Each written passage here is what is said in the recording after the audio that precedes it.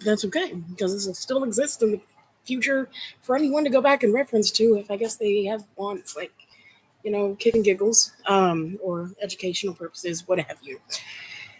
Um, so basically, what I kind of wanted to do today, inspired by another video I had seen of an individual discussing personal experience with major depressive disorder that's really chronic and very deep for majority of their existence. I kind of wanted to go over some history of my own personal mental health issues, what brought me into going into the mental health industry, going to become a therapist, going into finishing up my internship to be, getting in the process of licensure and getting to that point. Even though I've had a lot of history in working with crisis, care with a master's in trauma and crisis intervention, a lot of history in regards to working with adolescents and in psychiatric inpatient facilities, working with DFACs and kids in group homes as the counselor for them and support for them and liaison at that home, working with latency, little T types, not just adolescents, working with, adults who are going through addiction issues, who are going through abuse, relationships, domestic violence abuse, going through having, just issues with arguing and, couples dynamics, and then also dealing with the aspect of so many different sorts of family situations with lack of communication between kids and parents and trying to have that kind of family counseling. I've dealt with those who have intellectual and developmental disabilities. I've dealt with those who are on the severe side of it, who basically, I'm barely trying to create interactions and engage through pictures and sign language in ways that nobody else even tried because of lack of resources with them in the community center that I worked at. On the severe side of while I'm also changing their diapers, but building connections and ways to identify ways to have a sense of letting them feel like their voices can be heard because they are just human and I treated them as such, just like I would anybody else. I would talk to them. And that's what you need to do in situations like that. They don't deserve to be talked any less than. I dealt with elderly, doing nursing home, doing, facilities that were for memory care, in severe cases, right? Of Alzheimer's on top of the dementia, dealing with hospice cases and seeing declines, seeing deaths, being there to put down little musical angel teddy bears when I knew they were on their final, week and they didn't even have family, there by their side. So, there's a lot of ways that I've interacted with so many diverse populations, and I have that history on top of being diagnosed with borderline personality disorder, which I had to actually self-diagnose due to the rampant misdiagnosis of it. Usually, the most common is just everybody's bipolar, right? Everybody's bipolar type 1, everybody's bipolar type 2, but there's never any addressing of the personality disorder dynamic that's really becoming more and more rampant, because of trauma in youth, because of adolescent trauma, childhood trauma, that lingering issue that is not getting any better, right? And it's being carried into adulthood, and it's only getting worse with our youth as they're also being exposed to social media and poor parenting households due to not necessarily maybe purposeful, sorry, this is live, right? Purposeful neglect, right? It could just be pure ignorance. It could be just because it's how they were raised, and so it's being passed down, whether that's living off of welfare, that whether that's, being part of like a community where, you were raised by addicts, so you're going to use, but you feel like you can maintain, then your kid gets exposed, and maybe you just want to bring up your kids smoking crystal. That happens a lot in group home that I worked at. Sad. It's bad. It wasn't even that bad of an area. It was outside of a bad area, right? It was outside Murphy, North Carolina, which was purely just addict 101, right? Mixed with also like retirees in their 70s and 80s who were super wealthy. Very odd dynamic there. And that was like the extremes of it. This was in outside of that, right? It was a city outside of that. I don't want to say specifically any city, but yeah, it wasn't as bad. Like it was there, but it wasn't as bad. So honestly, drugs becoming part of the school system, not only just THC, where it's becoming so popular to just be like, oh, a kid greened out today. This is when I was working as a therapist internship at school system. I didn't realize how popular that phrase is. Oh, ambulance is coming because a kid greened out. That's just how the students talk about it. That's how they just casually just know that's what happened. And most likely just smoking THC through a vape. greened out and bad effect, and ambulance comes, and it's just like almost every day just talk like it happens weekly. I was terrified the first time an ambulance is like coming and everyone's like, freaking out in the office space while I'm in the middle of a session, but then the session's last, somebody probably just cleaned down the bathroom. So casually, because it happened all the time. Again, this wasn't even in that bad of an area. This is just commonplace, right? On top of just, having illicit drugs like crystal becoming, you know, candy, accessible in high schools like that. It's terrifying. And I'm not in like the worst of worst areas. I'm outside in like a suburb, somewhat rural, you know, and it's not bad. It's not bad at all. Like you would never think about that, like at all, compared to even, where I was before Murphy. Like I would never have thought a school system like where I was at, or the other kids that I worked in the DCS and what they went through, because I never had been was exposed to this growing up as a kid. These weren't things that I thought about. These weren't things that I didn't even know until I was in my late 20s about, because I was raised just don't even do it, right? Which is fine. I just was like, okay. But it wasn't even offered to me in high school. It wasn't until I got into college, and then I was just like saying, no, I don't want to do it, right? Until suddenly I was so ignorant and naive. I got into a domestic violence relationship with an abusive drug addict and was completely controlled and manipulated for 5 years of my life and taken advantage of, credit ruined, cars, 6 cars totaled, constantly evicted, pushed into homelessness, and I never even touched the drugs the whole time, right? The whole time. I was known as the sober one who was basically taking care of the abusive addict. And I was so naive and didn't know any better, right? And to go on to that naivety, right? Because I've had a lot of experiences in my life. I want to kind of go into some personal history, right? That kind of brought me into the mental health sphere. So, kind of where I want to begin. I was born in a situation where um, my my mother had a fascination with my father, right? It was more of like an obsessive crush. Okay. I highly suspect, after figuring out that I was BPD, that she was definitely BPD. And there was some kind of,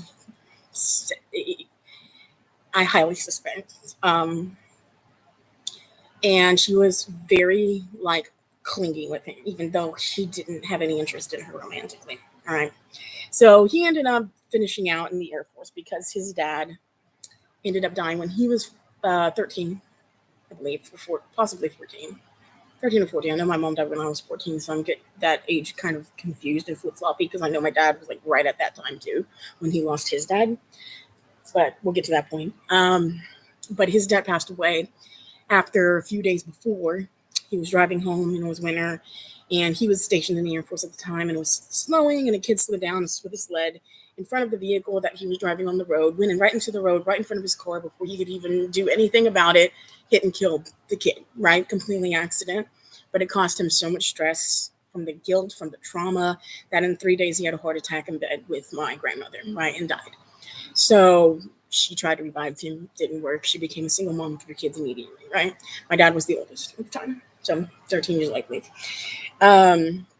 So after that experience, she ended up getting, remarried to a person that honestly is not a good person and ended up abusing me in ways that were not nice, sexualizing children and youth. He was not a good guy. Like my whole childhood, my mom always hated him, and I didn't really understand why. I didn't necessarily like him, but I didn't understand why she hated him so much. But then after what he did to me, I was like, after hearing how he talked about my little sister, after hearing how he talked about young girls in beauty pageants in the newspaper, and started like making sexual comments about our bodies when we were just wearing like a skirt to go to church, and the way he talked to like young nurses when he was going through like his health issues, and then how he came on to me when he had Alzheimer's, the early symptoms, and kind of used that as an excuse, I feel like, in many ways, because it hadn't gotten to the gravity of,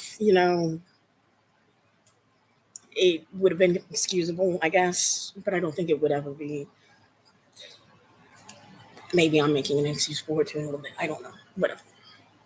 Side point that got into the future that I'm getting there. Backtrack. Before I was born, right? So when my dad got stationed out because he wanted to finish out his dad's Air Force, right? His Air Force time. He got stationed out in Korea and he started dating a Korean girl, right?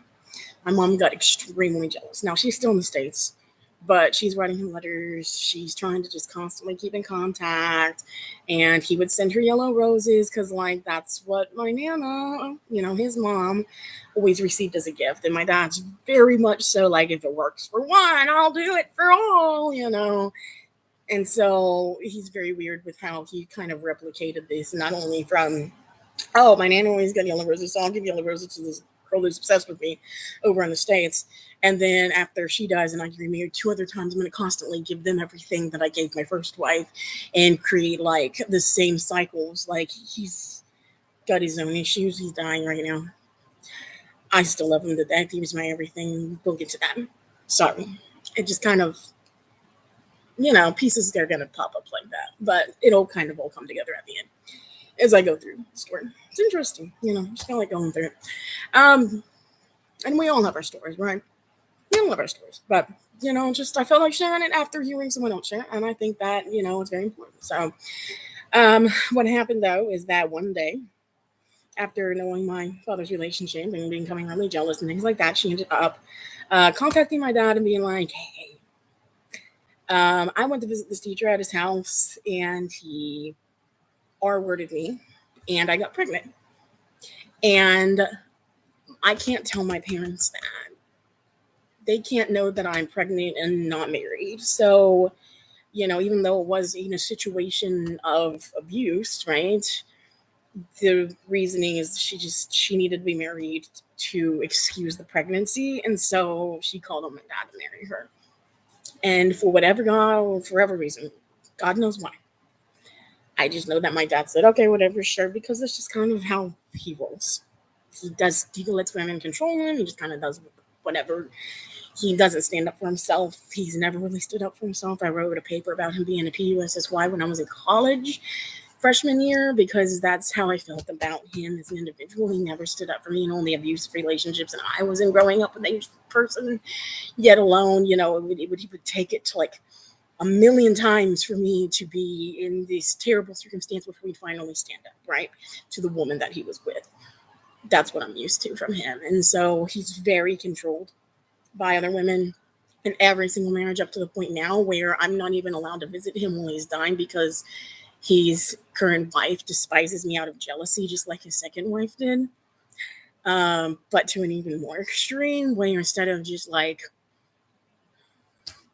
still being a mom to an extent where there was that responsibility, and I could see that there was some responsibility and appreciation. I've actually rekindled that second marriage with that woman, and she's become like a mother figure to me in many ways again in my life. This third one, purely things just says that I'm possessed by demons, just makes up lies that I'm brainwashing my dad, just pushes me away at all costs. Since the beginning that they were together, she just controlled his phone, wouldn't let him call me, text me, except for like once a week, and she would have a mental breakdown and be screaming to where the neighbors around them have heard her scream constantly for the years that they lived at that house. She's that loud. They all know her. She has severe mental health issues. She is a vulnerable narcissist. She also is OCD about her looks, but it's part of really her vulnerable narcissism behaviors. If you know anything about vulnerable narcissism, fixation on appearance and having to have this certain appearance and this look and having to be perfect to have this image is part of a vulnerable narcissism. And that's what a lot of what she does, right? And she now uses my dad in his sickness and needing to be a sole caregiver and not letting anyone else help. When I beg and plead and want him to come and stay with me, when she was letting him fall every single day because she couldn't support him and was scared to call the police because she didn't want police involved because she felt like she would be arrested, she wouldn't accept my help. And I had spent thousands to have capabilities at my home to fully take care of him, and I wasn't going to take him away permanently. I was going to take care of him until he got to a point where he could go back home. But in her brain, I'm evil, I'm the devil, and she would make any excuse to condone that belief and be this cruel, evil person. And, even though there is still human in her, it's hard when you're dealing with any type of narcissist, right? It really is. It is. It's hard to see that piece of humanity. And especially in the situation where my dad's dying of brain cancer and he's only could be days. He should have already been dead like 6+ months ago. And I have to threaten APS. I have to call APS. I have to take these measures and go to the courts and try to do whatever I can to be able to step up to make sure that he got medical treatment, to make sure that he went to the hospital when he was could die of staph any day, because she would not take care of him. Like when he had infections from her not changing his catheter, she was the mentally ill one that he cared for while being abused by her, but he cared for her and praised her on the like she was a child taking a successful shower in a reasonable amount of time. Like that was the most significant accomplishment of all humanity. That's how bad off she was, and now she's his sole caregiver and won't let anyone else in. And then when she does let people in, they immediately see how abusive she is verbally and treats him and is incapable, and immediately they side with me. I would reach out to them and be like, hey, this is the situation, I know you're a friend. And then suddenly they were like, oh my gosh, that makes complete sense now. And then they would start seeing everything because they would get more involved, and then they would want to do anything in their power to try to help me get him out of that home. But it never worked, and the courts don't care because she could have days to live, and it's not worth it to them. Lawyers won't take the case, and I'm not rich, so um so my dad said, yes, I'm gonna marry my mom, right? And they immediately got married really super fast. Like, her father, my paps, right, had no idea who my dad was. And he just like flies over to the States, says, hey, I want your daughter's hand in marriage. And Paps is like, okay. And then they set up the marriage like really freaking quick, get married before she even has a belly. And then suddenly she's pregnant. And then suddenly she's, overstationed with him. And they end up getting stationed in Japan. And she loses that child. 7 months. She gets pregnant again, loses that boy as well at 7 months. So the doctors at this point are like, the Japanese didn't have a really good medical team to begin with on the base at the time. It was something where, as an American, it was difficult, right? It was difficult. Give me a second as well while I'm talking here. I gotta go through this real quick here, but it was a tough situation. So, she was advised, just, don't get pregnant. So now my dad's kind of stuck in a marriage where he never really even loved her. They were just kind of like friends and roommates that he kind of grew a love for in a certain way, but I don't think he was ever fully in love with my mother in a romantic way that a marriage would call for, right? Which, that's tough. It's tough, but they lived, and it was what it was. And, it was like that for decades. And, there's a lot of stories of him being immature, not treating my mom right when she was pregnant, leaving her out in like the cold, standing in line to go see like the movie Jaws out in Japan when it came into cinemas when she was like 6 months pregnant, and on her feet in line for hours. And like my mom would like bitch, like, sorry that word, but when my mom would complain like with these stories, and that is my dad, right? He's not the sharpest cookie, but that's also why he's taking advantage of him anyways. Anyway, he's not perfect, but nobody's perfect. But well, not perfect. I mean, I'm not saying anything in that regard, but it's just one of those things too. My dog barks. I apologize. Tucker.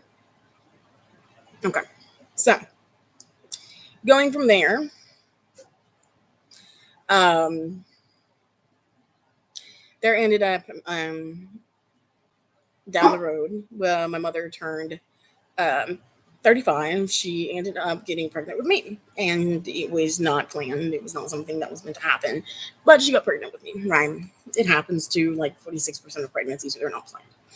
It just kind of happens. That's a statistic I heard recently, so I don't know if that's always been a statistic. So it might be a more recent version of that statistic, but it's up in like 43 to 46%. Not planned. So with that being the case, Japanese were like, okay, we don't feel comfortable keeping you here after 2 7 months. You're going to be flown to a better place for medical treatment. So they flew her out to Honolulu, Hawaii. They stationed her there at Tripler, and she was on bed rest the whole pregnancy. She could not hardly get up. The only thing that she said that she had watched, like a VHS tape to watch, was Back to the Future, where she like watched that movie a million times. While she was there was a dog that would come be a therapy dog that she got really close to the lady in the therapy dog there and talked for years and years and years after until whatever, after her passing, they just ended. Um, I mean, I was still a kid. I would have no idea how to rekindle any contact, honestly.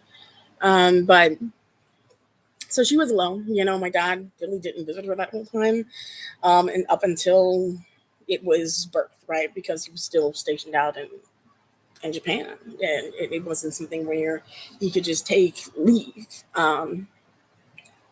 That she was there for 9 months basically. Um, so finally, they did a C-section, as it was deemed safer to schedule C-section, and they got me out safely, even though I was a preemie. I ended up being like 5 pounds. It wasn't too bad, and I got taken home, and that was cool. I lived. That's cool. Yeah, I mean, you make the best of it. So at that point, and I'm sorry, I'm walking out of where I had been working. I was on break before I ended shift, so I'm a little distracted for a second here, but it won't be much longer.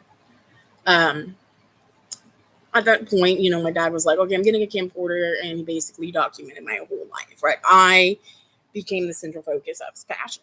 Right, having a child. And even though the other two were sons that were going to be named after him, and I was the daughter, I ended up being named after my grandfather.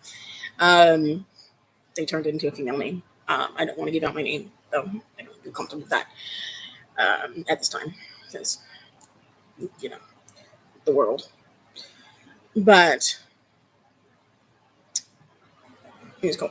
I'll get back at Casey. But anyways,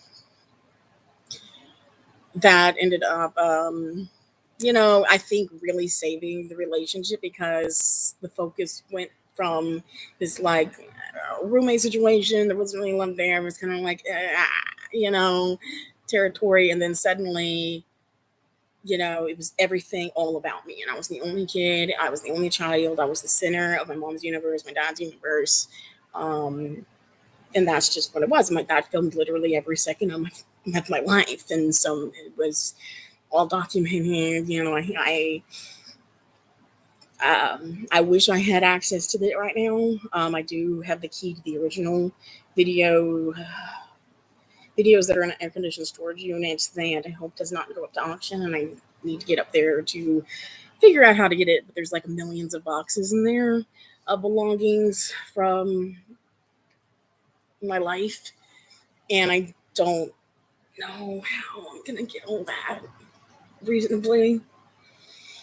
And I am scared that I'm never going to have access to the DVD copies he made or anything else that is under the roof of my current stepmother when he dies. So, and my dad does not have a mindset that he's going to die. Right? That's just how he is. And which I think is what really has kept him alive this long. But he's not good. Right? He's still not doing too good. But he's still kicking. Well, maybe not kicking, but he's still better than he should be since he should be dead. Um,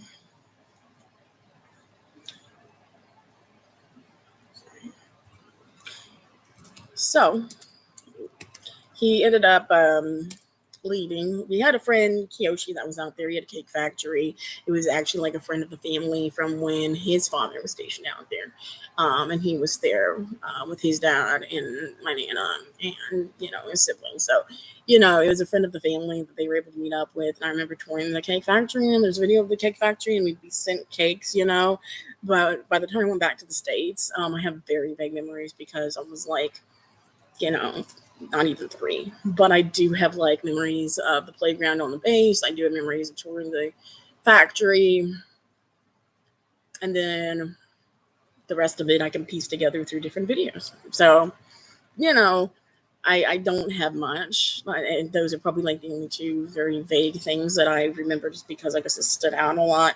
And then everything else, is through the videos, which I'm so grateful that I do have. I mean, who else has that kind of experience, even if it was just for like the first 2.5 years of your life?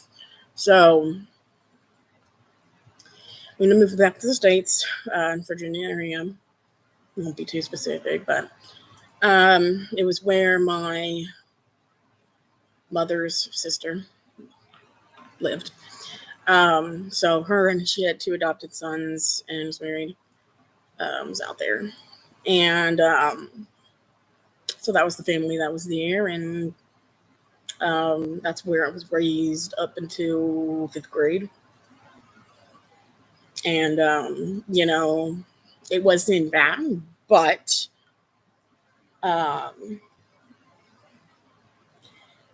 it was a struggle because I dealt with selective mutism. Now, my parents, they didn't have friends. They never had friends their whole lives. They were just isolated, them and me, right? I think that fueled a lot of the selective mutism that just carried through me. And my mother was very helicopter. My dad was very helicopter. And like, she worked in the school through kindergarten, like year with me, and up into part of 1st grade. And it was very, like, I didn't have the freedom, and I didn't have like the knowledge of how to even build friendships, and I just didn't talk at all. I shut down. I was just mute, right? So going into what selective mutism was, like, I had to figure this out again when I was in my 20s, right? Because I was always told she's shy, and that's a common misconception with selective mutism. You're just told, oh, she's shy. So going into selective mutism, the best way to describe it is that there is every single thing that you feel like you could say, should say, need to say, your brain filters it 50 times over and convinces you in every possible means, by dissecting it in every possible way, how you should not say these words, right? You are unworthy of saying these words. Your voice is not deserving to be heard. It's going to not turn out well for you. And nobody cares, right? It's a lot of self-loathing in it, but it's a lot of also just anxiety. It's just an extreme social anxiety, right? It's one of the highest like social anxieties you can possibly have, right? And this I carried with me through into my 20s, right? Until I got on a proper medication that I had to actually seek and find myself. Which is the only good thing that happened out of the relationship with a terrible drug addict, is that he exposed me to actually look into the medicines I put into my body and figure out what works for me, and then advocate for it, and not just listen to these doctors. And that is something that I still preach to this day. Do the research, because you live with yourself 24/7. You know yourself better than anyone else, right? Ever could, yet alone a therapist who sees you an hour once a month, maybe once a week, that you don't even feel comfortable 100% talking to, that can't get the full picture of what's really going on in your head, because they're not in your head and they don't have these lived experiences that you do, but you live with yourself 24/7. You know your lived experiences. You can, do the research, figure things out on your own, probably a million times better, honestly, in so many ways, if you take that time, right? So much more quickly, so much more accurately, and that goes for medications as well, doing your research on that as well. you're not generally told like these are the side effects that come with these medications and this is how horrible and debilitating it could be, or this is something that withdrawal wise is going to happen if you try to even come off of this medication, and it's going to be the most crippling thing, and you'll never be able to come off of it honestly without extreme pain for the rest of your life. Or this medication comes with all these risk factors that could, inevitably shorten your life in many ways through heart disease because of high blood pressure issues, because of, this or that, or like cause permanent damage in like, in certain areas of your body, like, your liver, or, have these damaging effects, you constantly have to have your blood screened. And if you don't, like, you could just end in an early grave, if you get lazy with it. And these things are fully emphasized, and so I think that people are so apt to just take whatever pills, don't understand them. And I think that if they did more of that research, but also looked into, okay, not only the side effects, but what are these medicines normally best at treating once you know your proper diagnosis, what has the most success rate. With my diagnosis, like, when I figured out it was BPD, medication doesn't treat BPD, right? Because it's a personality disorder. Medication, that's why SSRIs did nothing for me my whole entire life, yet alone any mood stabilizer I was on was just garbage. It was like eating sugar pills, or like it would be up so high that I would just end up having the worst side effects from them because I was on doses unimaginable. Who knows what long-term damage it does to my brain? The doctors care? No, they don't care. They don't care. And they probably are halfway ignorant themselves. And that's the sad part as well. Because you're having psychiatric nurses come into the field and take on all of what a psychiatrist should be doing, but with like half the really specialized training that is truly necessary, right? And then you also have psychiatrists who see patients for literally like 5 minutes and then just push pills, up dose, push pill, change pill, up dose. And they're not even getting like conjoined therapy to understand when their diagnosis is accurate, or like their symptoms are lining up with what's really going on in their lives, and they just make a quick assumption, push out a pill, push you away, because they're not even allotted the time to speak with you on a way to even get to know you as a person to any capacity, right? I think they should be not necessarily your therapist and your psychiatrist, but there needs to be a development of a relationship there, and that's not happening, especially in our system right now, where mental health is becoming more of an issue and being more recognized and addressed, which is great. But you're also dealing with a system that is so expensive, and so you're going to community-based services where that's where you have the psychiatrist that's for 5 minutes. That's where seeing a therapist could take like 3 months to get into line, and then you're seeing someone who is being just an intern, right? And usually is going through and not having that passion, is not having that lived experience, is not living the background that I do, right? I think as an intern, I'm probably a million times better than many of these licensed therapists because I have so much lived experience, so much passion, so much history working in diverse populations, and other degrees that are like in already in master's specializing in trauma and crisis care, yet alone, all these different jobs that I've already worked, and the history and the knowledge firsthand. I mean, I have so many factors going for me that it makes me want to scream when I hear stories of licensed, therapists. I go and see a therapist myself for my own mental health who's like been doing it their whole life. And they are speaking like I would expect someone with a bachelor's degree. I feel like I'm a better therapist for myself than any therapist that I could ever see firsthand because I've never had a positive experience, honestly. And it's sad. It's sad that that's where we're at. It's sad that that's where we're at. But it's, it is. You're not allowed to, you have a high likelihood of not getting even a well trained therapist. And the population that probably needs the care the most, who can't afford it, are getting the most inexperienced and least probably well trained, who are being forced with so much responsibility that someone who should have been practiced for like a decade plus should have. But because it's in such demand, like when I was in my first internship, I was thrown to the wolves and was just given a list of clients and was like, go for it. I wasn't even shadowed once to even be seen if my skills were good. That's internships you're getting for therapists nowadays. Nonetheless, I dropped that one. I'm getting into the new one, and I am much more hopeful about their capabilities. But I was in a community based clinic there, and they were just running off of interns to keep the practice alive. I will say, no, I want to. I want to. It was horrible. I despise that they even forced to let me go out of the excuse that my father was dying of cancer, and they felt like it was eventually going to affect how I treated my clients, and that was what they said to get rid of me. When really it was because my documentation wasn't coming in, because they ended up filing a report to try to get me barred from being in the program at my university so I could even graduate anymore, because my documentation was always a day or two late, because they had me verbally. My supervisor told me, I have you on more clients than any of the full-time staff that I have working here. What? You have 32 clients that you're seeing? That's crazy. Full-time staff doesn't have anything but more than like 20. That's funny.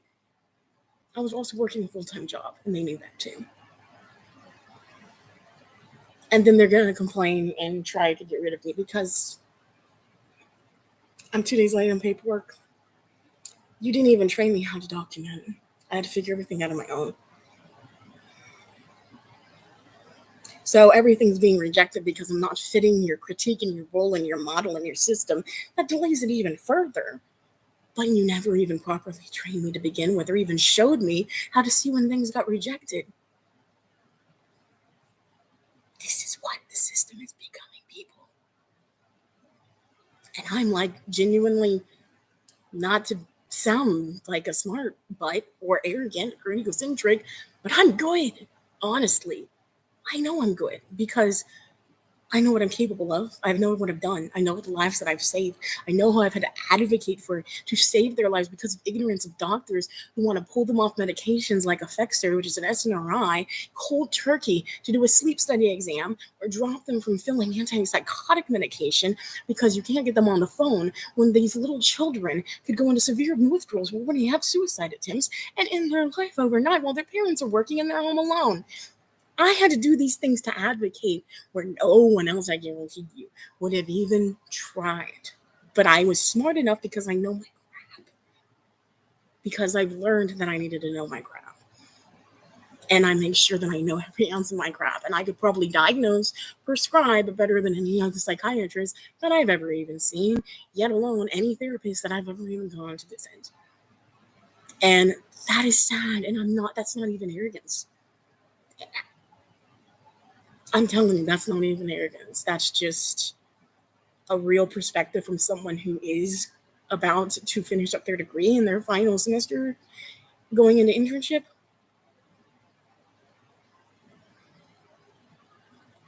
Already with a master's, already with a decade and a half working with every single population, and yet alone have diagnoses of selective mutism in the past, right? I've recovered through medication that I had to seek for myself.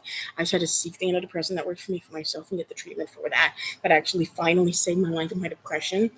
I still have depression, but I've actually found something that actually felt like it helped my depression for the first time ever at my own advocacy. And that was even just in the past less than a year. Every medication I'm on, I had to figure out, I had to find, and I had to tell them, this is what I want. Every diagnosis that I've had, I had to tell them, that's wrong. This is what it is. Look it up in the DSM. They'd read it out to me. I said, yep, yep, yep, yep, yep, yep, yep. And I'd be like, oh, well, do you want me to sign it on your paper for you then? Yes, please. Signed it.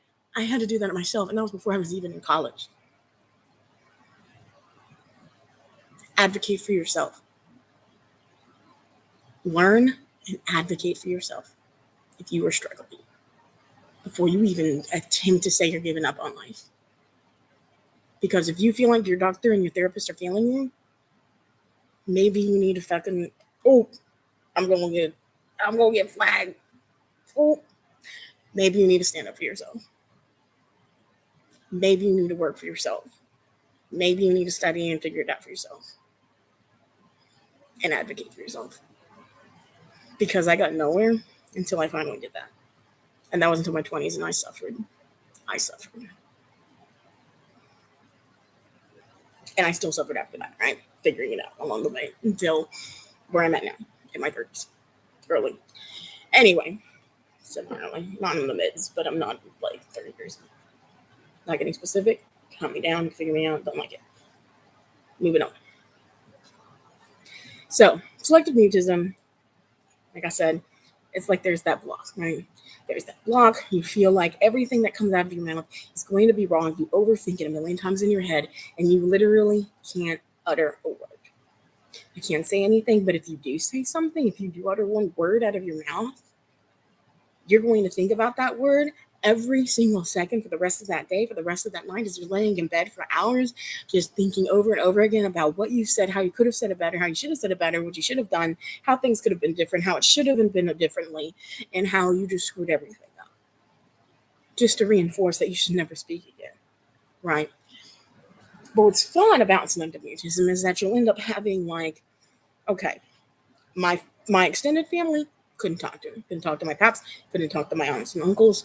Couldn't talk to my cousins. Right? Like that was like whoa. Same thing. Mom and dad, peachy cheek. Right? It was always us. That was my comfort spot. That's what like really influenced the selective mutism to begin with. It was because it was just always us for so long, and I could always talk to my dad, and I could always talk to my mom if she wasn't going crazy and I wasn't having a meltdown, crying, hyperventilating, and having panic attacks constantly because I forgot to turn the bathroom light off. Second, getting into that anymore. Sorry, it's gonna be lengthy, but I think people might at least feel less alone hearing other things and may actually learn something from my experience. And of course, I'm still learning myself, but um, so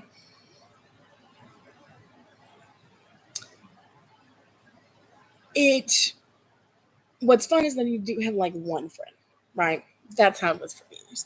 You get the one person, right? That for some reason, like for me, the first one was a neighbor who one day was in a different classroom than mine, right? And we were both in third grade.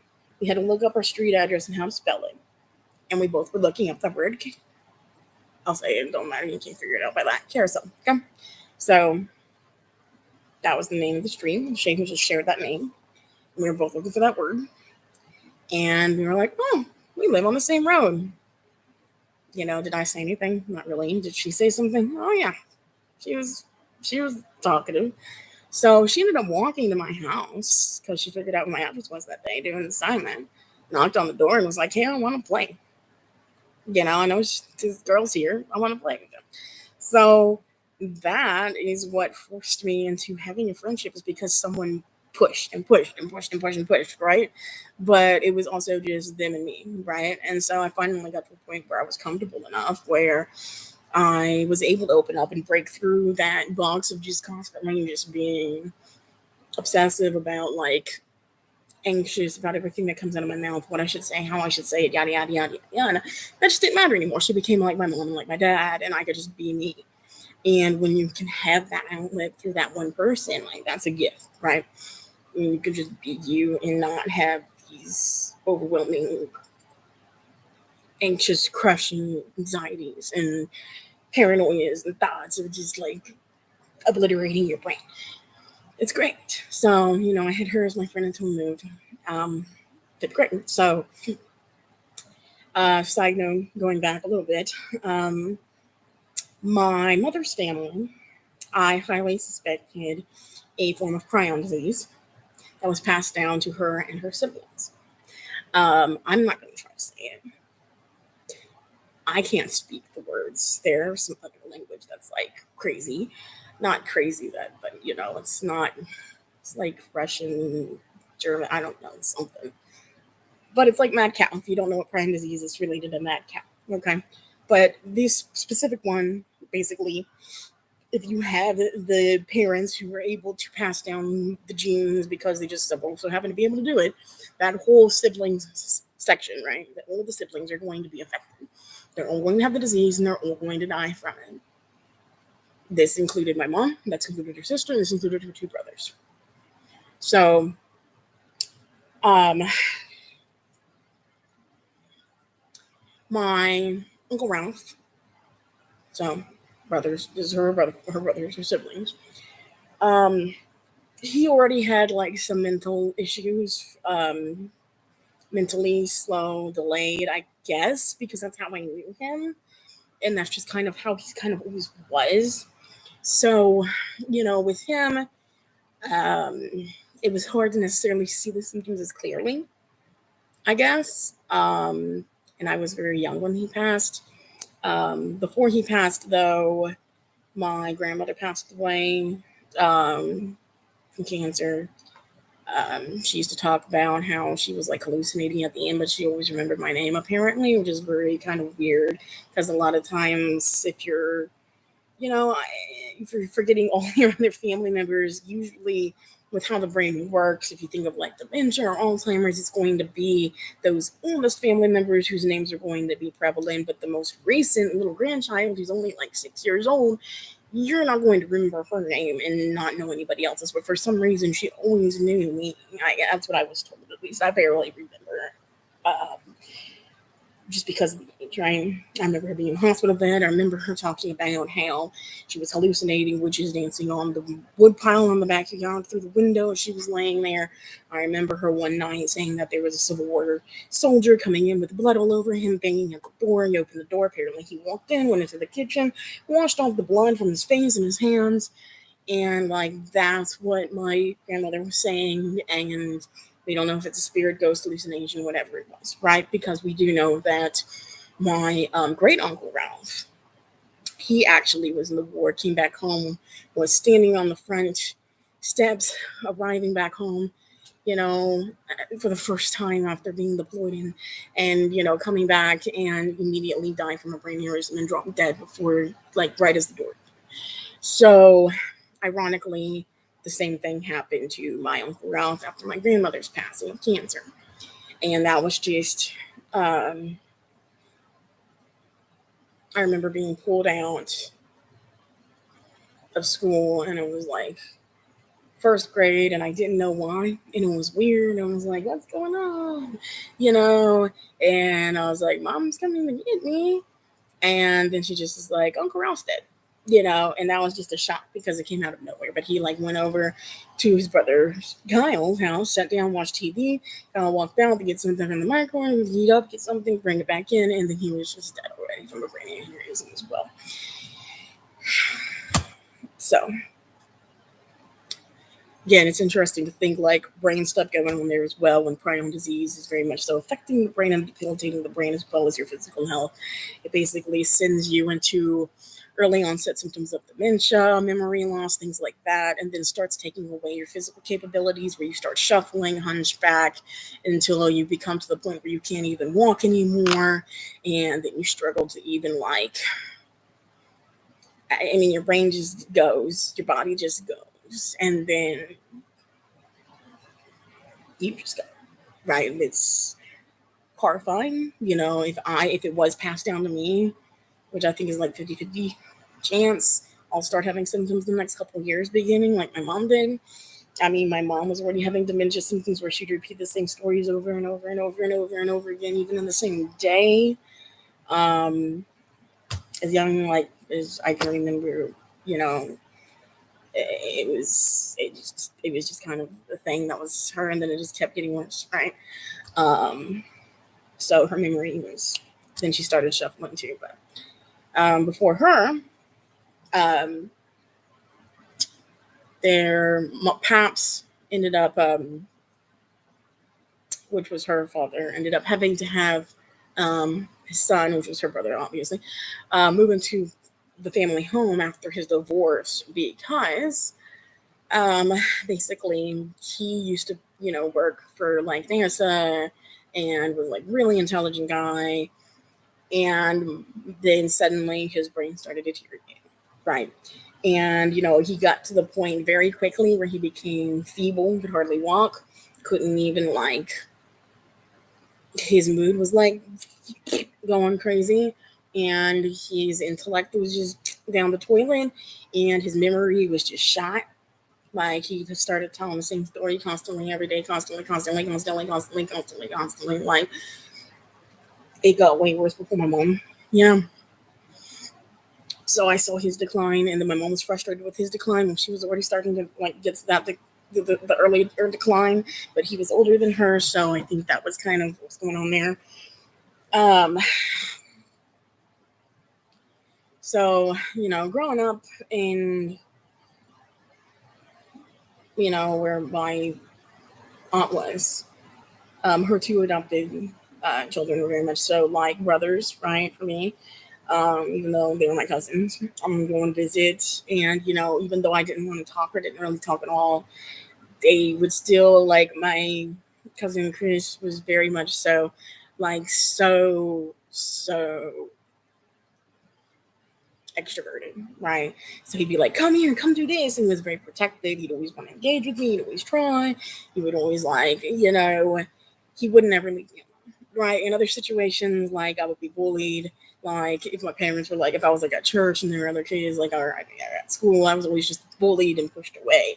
But he was so inclusive and he so embraced me, and I he wanted to give me his favorite prize Pokemon card because, like, I said that I wanted to start collecting them, even though I had no idea, like, anything about Pokemon. It was just a thing at the time.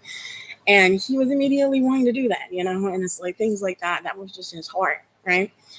And even my other, cousin, I mean, I had no issues with him either. Like, he was great, but I just remember just the warmth and the extroversion of my cousin Chris more so, just because he was the older one, and like he took on that big brother protective role over me, and always made sure I felt included, and it meant a lot to me, even though I still never felt comfortable enough to really open up with him. Unfortunately, I appreciated it, and I know he knows I appreciated it. Um, but after the passing, I mean, it seemed like there was a passing of a family member on my mom's side, like every single year. Like funerals became just like a common, like holiday, right? It was just like if you didn't have a funeral that year, like that's not normal. You at least got to have one, two, maybe three, because all the family just kept dying off that I knew on my mom's side. So you had all. I know that like after Aunt Nina, who was great Aunt Nina, passed away, and my grandfather, he actually had premonitions of deaths, and when he would ran down the stairs and already knew that she had died before. My mom even told him about the phone call that just came through telling us, and he was like out of bed saying that he had dreamed she died, and she died. But I had like a weird experience of a premonition, not in the same way of death, but I do believe these things are real, and people do have these abilities. I don't doubt it. Um,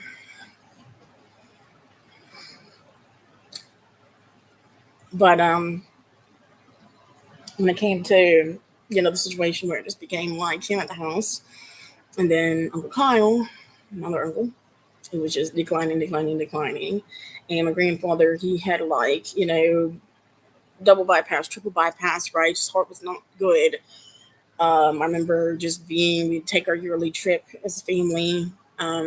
Usually, would have my cousins, or, there would be extended family before they died. I mean, if they died, they died. They're gone. You can't come back. But when they were there, they were there, and it was a family thing. We'd go to Myrtle Beach every year and go to the same hotel the Southern before it was torn down, go to the same amusement park before it was gone. I just have memories of going down, the boardwalk, going to the Gay Dolphin store, which was not actual, it was like Happy Dolphin, right? I'm not talking about like LGBTQ, but it was a very old store still there. Still a little bit of everything. It was always fun. It was always like it's great right now. I just what we did. But he ended up having all his money stolen one time by the cleaning staff because he kept it all in the sock drawer. And nobody did anything about it. I guess it was just like, oh, there's thousands of dollars, because that's how he just paid for everything with cash. And I don't think anything ever became of it. I mean, he wasn't like not well off, but he wasn't like crazy, crazy wealthy. I mean, he did donate a lot of money to Virginia Tech, would get free season passes because of that. They weren't like great seats, but we had free season passes. I mean, he was the candy man. He had boxes of candy that would go to the ceiling, and we'd pass out candy and apples to the community. And like it was like a magical. I would get a big plastic bag every time we visit every other weekend and go down into the garage where he would have candy boxes up to the ceiling all through the whole entire garage, and he would just pick it out and throw it in the bag. And I couldn't say yay or nay because I couldn't speak with my selective mutism, but he would just fill me up with everything, right? And it would be for every season, every holiday, and then he would always just pass it out to the community. So, he was well off, and with his history, he was mayor at one point. I believe in animal. I don't want to say, but he was mayor at one point. I just don't want to give too much of my personal information. I'm trying to like, and he ended up going into insurance and maybe some money out of that. So he wasn't broke, but I mean he wasn't like millionaires, but he wasn't broke, right? So I guess losing a few $1,000s or thousands, how much thousands he had was for the whole vacation week sucked. But I don't, there wasn't any like actual report of investigation or anything, even though it had to have been the cleaning staff. I mean, they're the only ones who had access to the room. I don't know, it was a weird thing. But then he ended up having to get flown out for a triple bypass surgery with his heart, and that kind of, I think, detoured even more from carrying about the thousands of dollars at that point, being flown out to the hospital for that. And so that was a whole thing. We were at the hospital, and there's like this big robot that was like even back 25 years ago that would like move around on his own, like into the elevators and stuff, and was like taking blood places. It was crazy. It's like you don't even see that in hospitals nowadays. Like it's bizarre. We have video of it. But all the family was there, stayed in hospital, had surgery, pulled through, but his heart wasn't good. So, once my uncle moved in, it got to the point where he was having a lot of chest pain, and my mom was like, we don't want to be there to, be that support for her dad because she was very much daddy's girl. Her sister felt like that, her dad hated her because she had adopted children. And and my mom was like the youngest, and there was just like this favoritism and this connection. And it was just like a lot of things that, like, she got left 40,000, I think, when he passed away. And like the only other sibling at the time alive was his sister, and she got nothing.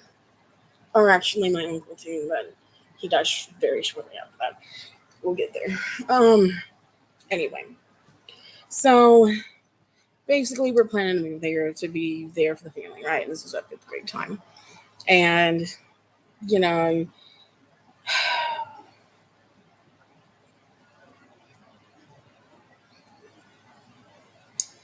this time before,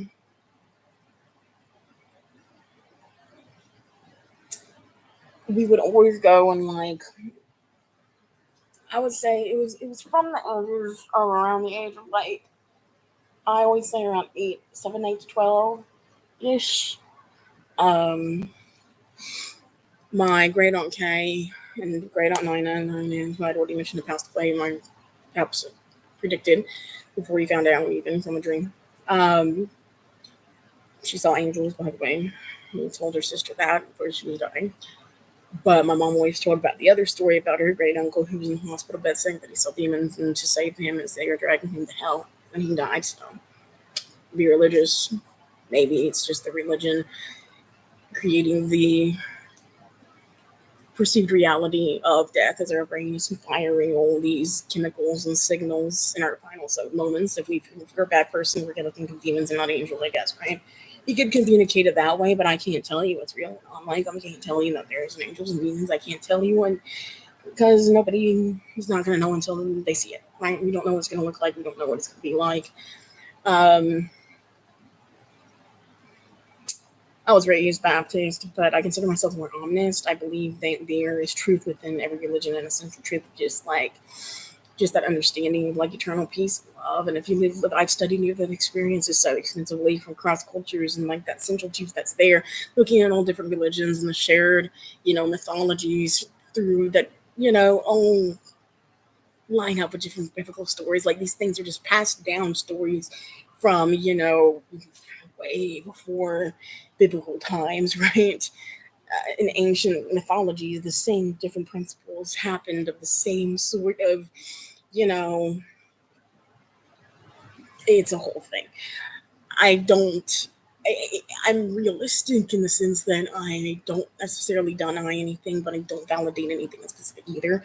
I think there is something, and I think there's a central truth in a little bit of everything that we can dig out, right? And finding these kinds of central truths that are universal, I think is the closest we're going to get to the answers, right? And I think a lot of it may just be partially even manifested within us when we pass, right? We kind of manifest the reality we want to see, and we may even be able to create partially that kind of reality, right? Because none of the experiencers or even have personal manifestations of their own religious elements. Not everybody is just so black and white where, they don't have any religious themes. Sometimes they'll see Christ, and then sometimes they'll see, they'll see their ancestors of your like Native American, or sometimes you'll see Krishna, or sometimes you'll see, it's all different, right? Depending on the faith that they come from. And so there's those elements too, but that's not in every single one either. Sometimes it's just generic, and sometimes it's just blackness, right?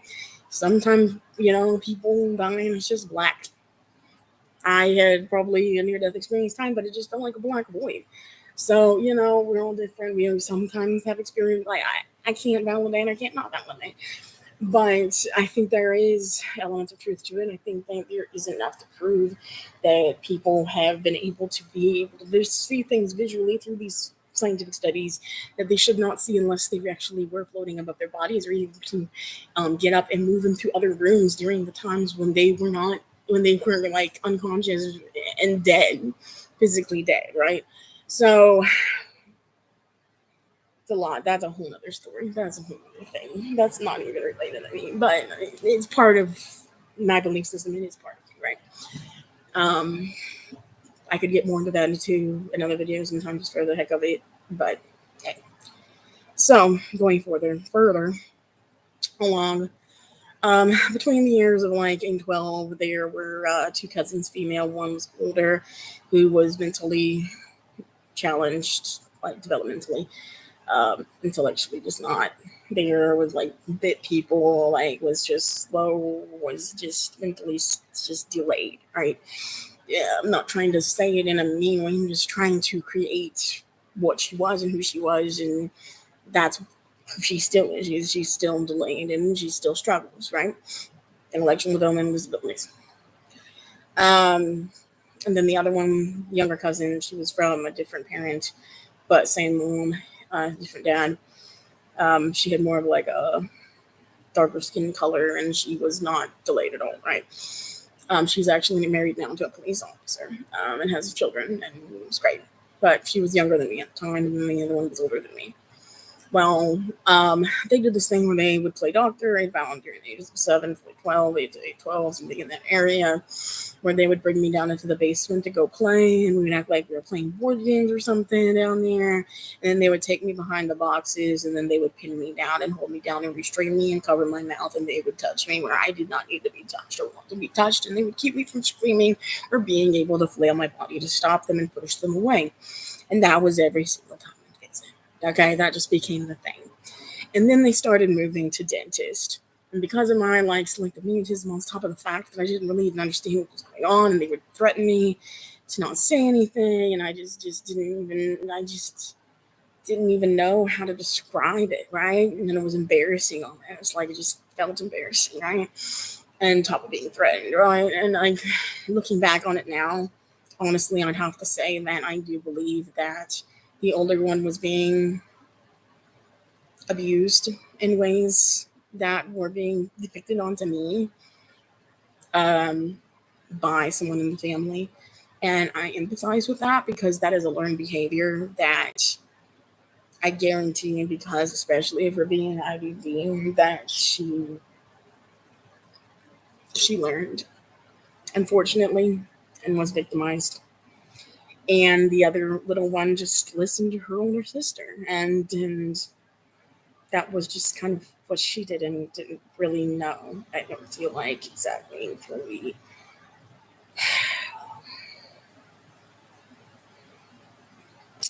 what was going on. Then they moved to dentist, I guess, and then they're like prying my mouth open and taking metal things and just bashing my teeth with them and clinking around, just prying over my jaw and sticking anything they could into my mouth. The play dentist and just bashing on my teeth and stuff. So you're looking at oral, right? You're looking at physical in the body. And I feel like that still was related to something that these should not have been going. This older IDD individual should not have been going through. And I do empathize with that. I don't hold anger, but I can't. I try to reach out to the younger one and build a connection. I'm glad to hear him that she was doing well and taking some pictures, but I couldn't keep that conversation going. It's just too the trauma. It's there. It is what it is. I know that she remembers.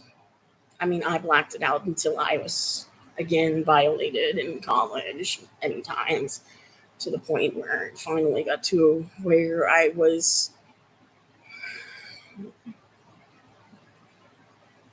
from just like not to full on, right? To from like just battery to full on, then it all flooded back, right? You can black things out, you can black out traumas, and then something can re-trigger that, and it can all floodgates open back. But we'll get to that. But yeah, it wasn't until the dentist thing started happening where I was like, okay, I'm gonna tell my mom. And so one time, like it didn't already happen many times, but it finally got to the point where I was like, okay, it's dentist. I can say this. I can say this because it's not in the same category as the other stuff in your doctor, right? So told my mom freaked out, immediately called, like pulled over, we like found a way to call like off the side of the road and like got it like immediately addressed, right? And like yeah, because this was even before cell phones, like, but yeah, it stopped. It all stopped after that. We weren't allowed to go back down into the basement ever again. Thank the Lord, right? Um, but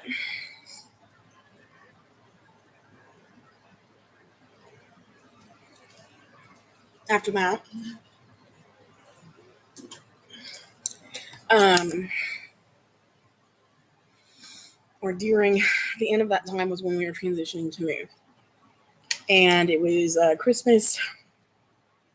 It was 2001, right before Christmas, right? We were going to come up and have, and sometimes we would spend Christmas with my grandparents, and sometimes we'd come up afterwards, right? And we would do it like right after New Year's. And we were going to come up and do it right after New Year's or just have Christmas at home that year. And then come up right after New Year's and do Christmas. And so my mom, we went to visit the weekend before, and my mom, because my pops was having chest pain, made him promise to her and swear to her that when he came up after New Year's to come and visit and do belated Christmas, that he was going to agree to go to the doctors with her. And he promised, he swore, he agreed, but he ended up having a heart attack on Christmas Day. And my uncle, who was living with him at the time, called panicked and frantic, said he had a heart attack. They called 911 and then called back and he had died. And I just remember sitting with the gifts around the tree that morning with my dad and my mom going into the back bedroom and just wailing for her daddy. And it hurts me now more than ever because I know that I'm about to lose my daddy. And that was like, still just even thinking about that moment, it was the saddest thing I've ever heard in my life. And I couldn't, she just said, Daddy, no, like, Daddy, why? And she was alone in that back bedroom, just crying on that bed. My dad just sat with me there on the floor. And I kind of feel bad and I didn't go and comfort him, and but he just sat there with me, and I just hear just waiting for him, why, and It's scary knowing I'm gonna go through that page sooner than later than my mom even did. It's already painful, and I can't. I would. I don't want. I wish I could take that pain away from my mom. I wish I could have taken the pain away from anyone I encountered in my life. It's part of my BBD. Like self-loathing, I always felt like a martyr. I have egocentric martyr tattooed on my body because I felt like as much as I would sometimes love myself and who I was, I also hated myself more than anyone or anything in this world ever could hate me. I despised every single piece of molecule, every atom, every quirk in my body. So, um, yeah. Anyway, we'll get more into the BPD later, but so yeah, I can have Christmas Day. It's a whole thing.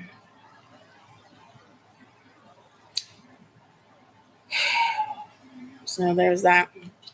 Kind of ruined everything, but we were only in the process of moving that we couldn't just not move. So we ended up moving into the family home with her brother, who ended up driving my mom insane because of his declination of his mental state and his physical state.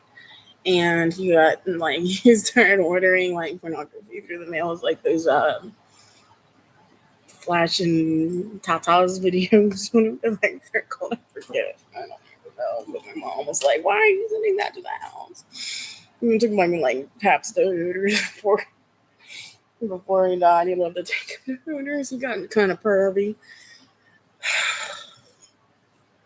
Lord, not to me though. He built me like a whole dollhouse and stuff. He he's still. That was before he was completely gone.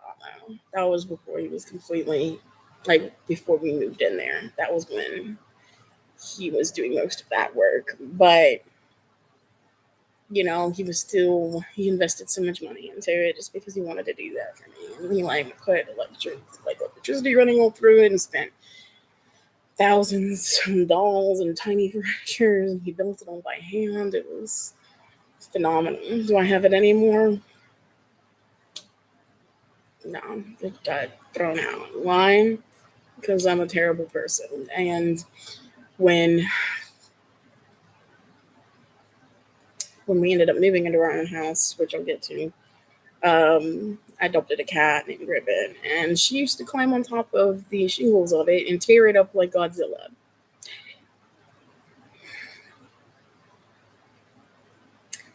And I didn't really play with it anymore, and everything was just like all the pieces of it were boxed underneath. Um, but my uncle was already dead at this time too, so there was some trauma probably latent with all that also. But by the time we ended up moving from that place to my dad's second marriage, I'm pretty sure it just all got like thrown away or something because I know the dollhouse did. I'm pretty sure all the pieces did too that were inside of it. Even those things probably was worth like thousands. Most of that stuff really sounds going to get the good stuff. Um, but I gave up pretty much everything. I didn't want belongings after my mom died. And I used to have a whole spare bedroom full of like garbage bags full of stuffed animals that my parents bought me in my childhood that you just could dive through. Like, yeah, I was spoiled. My possessions were, I'd ask it and I'd get it. And then my mom died and I wanted nothing. I didn't care anymore. It's funny how that is. Um, anyway, so what happened is that we were trying to get our own house. But the family house was split between the three siblings that were left. And if it was sold, we get a piece of it. And we were wanting to get our own home. So conceptually, the idea was like, okay, if we, can get this sold, then that's more money that we can put towards the house that my mom really wanted, which was a one-story house, didn't have steps because she struggled with walking because she was already shuffling at this point. She couldn't handle steps anymore. and she needed just a 1-story house. But it was pricey. It was like, at this point, uh, for the day and night, it was like 140,000. I guess it doesn't seem like much, but my parents already had bankruptcy and stuff, so they got bankruptcy for trying to take me to Disney World right when I was 9. So they've already gone through that. It's not easy for them to get like a home. So they needed that money, right, to get the home that my mom wanted. And so my mom's kind of idea was that, okay, we're going to convince Uncle Kyle to leave that house and go live with his daughter, because not only is he declining and his brain is losing it and his body's losing it, and he probably really does need that family support. It was more about just wanting to sell the house really quick and get the quick cash so we could live in the place that she wanted. Okay, so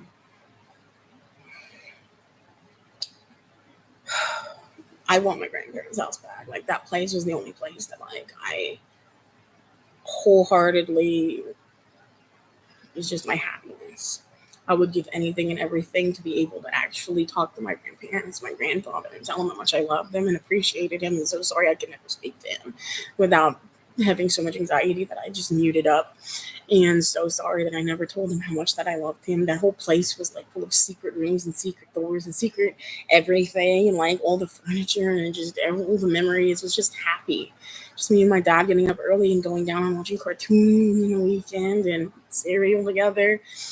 And, my mom and cooking bacon and stuff in the kitchen and smells, and like waking up and going down the stairs and just smelling this food cooking downstairs, and then like all the just secret little rooms and my grandmother's little dollhouse she had up in the bedroom. And I mean, it was a place I went every other weekend. It was, and that family was my family I grew up with and watched slowly die through my whole childhood. That was my family. I didn't know my dad's family like that. We saw them maybe once a year if we were lucky, um, on a trip for like a few days. So, and they're all the way in Maine, Massachusetts, and Virginia. So I didn't care about them, honestly. My mom hated when my grandparents visited us because she hated mainly step grandfather, but she didn't like both of them because they lingered too much in the house. And she just didn't want them lingering there. She didn't really like their northern personalities, I guess, but mainly my step grandfather's personality more than anything. But she just hated the lingering aspect too. Because they would like stay infinitely if they could. Probably it was like open ticket. It was just kind of how they were. She would just start going insane by week 2. It was like, I just need them out. But I mean, I can understand. I mean, you want to be respectful and not just intrude on someone like for more than just a couple of weeks for crying out loud. I mean, that is kind of rude. Anyway, um, it's funny because now stepmom number 2, my grandma can't even go and visit my dad, except twice she was able to go to their house and visit. And she could only stay a couple days before Karen Meters, or my second stepmother, Karen Meters, was so uncomfortable that she knew she just had to leave because she was completely unwanted. And she recognizes how unwell this evil woman is for keeping not only the mother of her firstborn child, right, away from her dying firstborn son. That is the only one that lives near her anymore, and the only one that took care of her. And now she can't even see him at all, and is lucky to even have a conversation with him for 2 minutes on the phone at all, like once a month. It's even worse for me, but his own mom. She didn't even try to do anything legally. She didn't even try to intervene like I did. She didn't even try to fight. She didn't even try to get ABS involved. She didn't even. She was. She didn't even. She tried to be the peacekeeper this whole time to just earn the ability to still talk to him. earn the ability to still get updates even while I was banned from medical information. Like,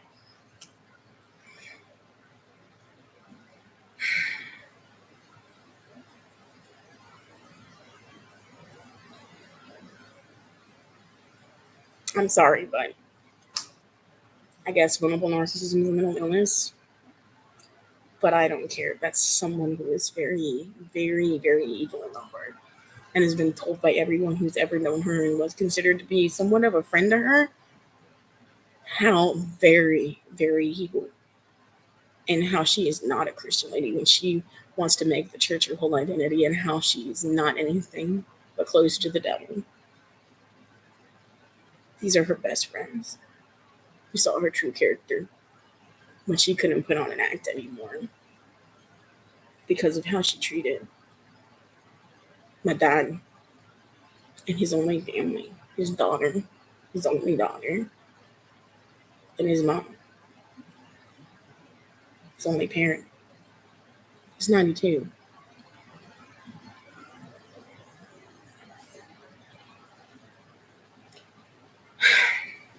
I'm sorry.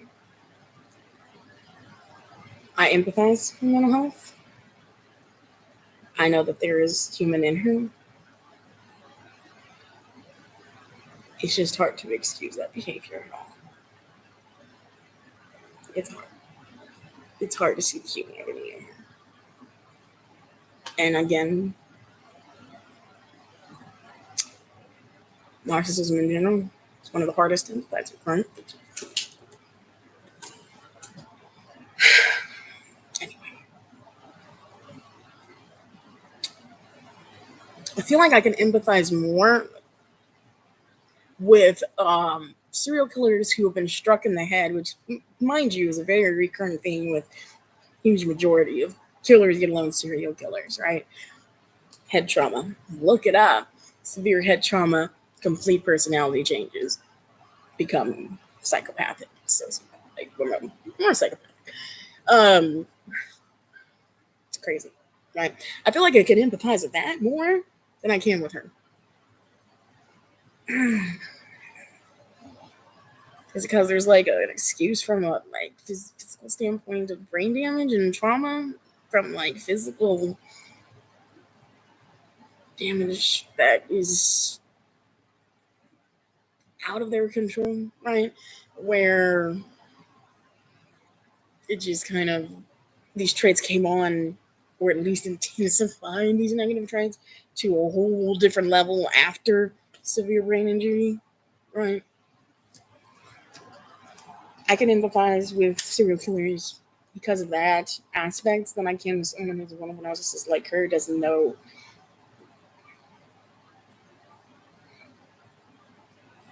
I mean, whose only excuse is that like her mom was a narcissist. Yeah, it sucks. I'm not saying that doesn't suck, but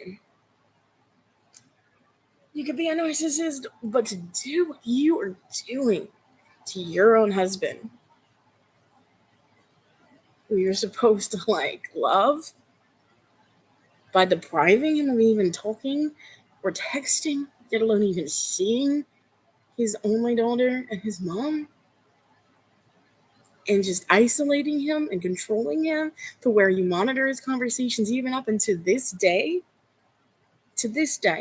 where he's having to say things that she tells him to say and is monitoring in the background on the phone to ensure he says what she wants him to say and whispers to him to control his words so he can't even have a conversation if he even wanted to when he does talk on the phone. These things, it's hard to fathom anything. But there is humanity in everyone, right? And no one is truly a complete monster. In my book, right? We're all born an innocent child. We're all born tabula rasa in many ways, right? We can have predispositions, but I still believe there is that universality of the innocence of a baby that is within every single one of us. And that can't be stripped away. Where are we really tabula rasa? From, an outside perspective. Inside, right, we can have probably some genetic factors, of course, and mental health issues and things that are like already predisposed to certain extents, right? But when you're a baby, is it really acting up like that? Probably not yet. And you're definitely still just that innocent baby that just needs to be cradled and cooed and loved, right? Every single one of us, no matter who we are for human, right? We all started there. We didn't just manifest into adulthood and with problems. So, like, we just didn't poof and we were an adult. He was mentally disturbed. We were all that baby. And you just kind of remember that, and that's kind of what brings back that humanity, I guess.